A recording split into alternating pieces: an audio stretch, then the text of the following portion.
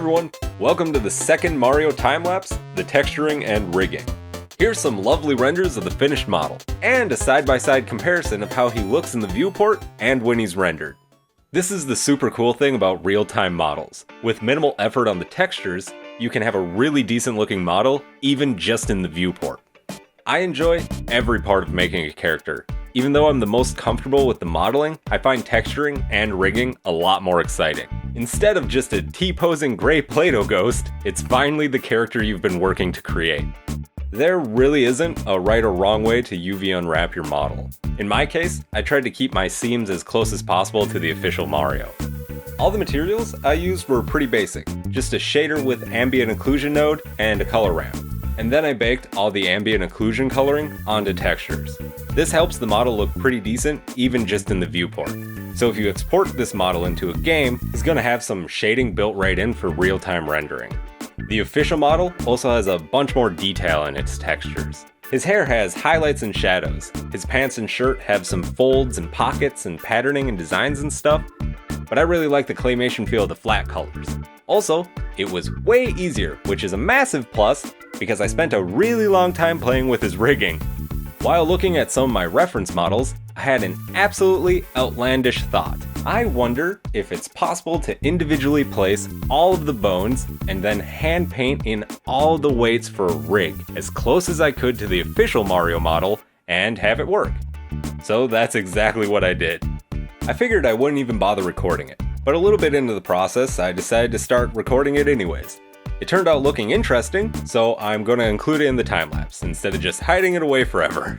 This rig ended up pretty close to the rig from the official game, although this isn't at all how the rig would have been built, and you shouldn't build it like this. But like I said, I was enthralled with seeing if I could. I'm assuming Nintendo set up the bones like you'd expect with just extruding them out from one another, and after parenting them to the mesh, the bones were detached from one another and oriented in a way to make it easier for the animators. But I did it backwards, just to see if I could, and it worked! So don't try to make the rig this way unless you really want to, or just absolutely have to because you just can't not. There are going to be a lot of situations where manually painting in weights is helpful, and it's a really good skill to have. But there's no need to manually paint in an entire rig from scratch unless you want the extra challenge, or just have a weekend to blow and you do this for fun. It was pretty good practice all said and done, and worked out way better than I expected it to. More than likely I won't include this in the tutorials, I'll record rigging him in a less peculiar fashion. But if the strange rigging way is something that intrigues you as well, and you want to see it in better detail, let us know. To teach you the weirding way. If you do need to do any custom weight painting, it's always helpful to mirror your mesh before the armature, that way you'll only have to paint one side. Overall, I'm very pleased with how my model turned out, and was pleasantly surprised by how well the rig performed. Alright, I'll catch y'all in the outro.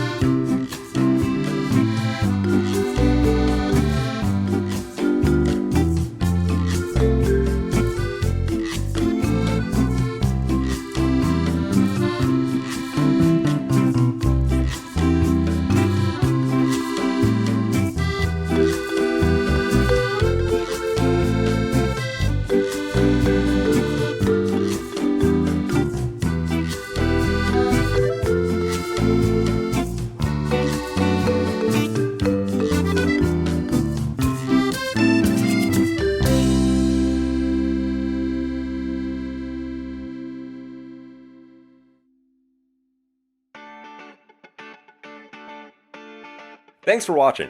I hope you found these time lapses entertaining to watch. I sure had fun making them.